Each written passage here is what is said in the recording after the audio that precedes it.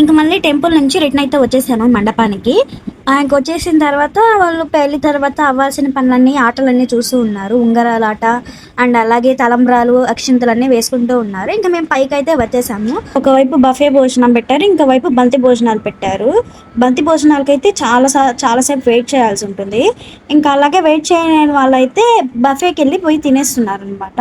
మేమైతే నేను ముందు బఫే ఉందని చెప్పి చూసుకోలేదు. మేము రాగానే ఎంట్రన్స్లో ఇదే ఉంది. సో మేము ఇక్కడికే వచ్చేసాము. మేము లంచ్ అయిపోయి వెళ్ళేటప్పుడు పెళ్లి భోజనం అయితే నేను చాలా ఎంజాయ్ చేస్తూ తిన్నాను.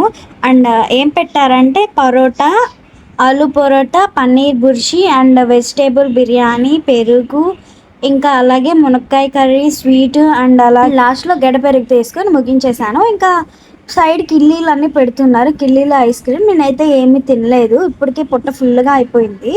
ఇంక అందుకే నేను ఐస్ క్రీమ్, కిల్లీ అసలు ఏం తినలేదు. ఇంక మేమైతే మళ్ళీ నెల్లూరుకి స్టార్ట్ అయిపోయాము. నెల్లూరుకి వెళ్ళే దారిలో ఈతకాయలు కనపడ్డాయి మా మమ్మీకి. ఇంకా అలాగే కారాపి ఈతకాయలు తీసుకున్నాము. డబ్బా 50 రూపాయలంట. సో ఇంకా ఒకటే తీసుకున్నాం. అందులో గింజ ఎక్కువగా ఉంది, పండైతే అసలు లేదు ఈతకాయల్లో.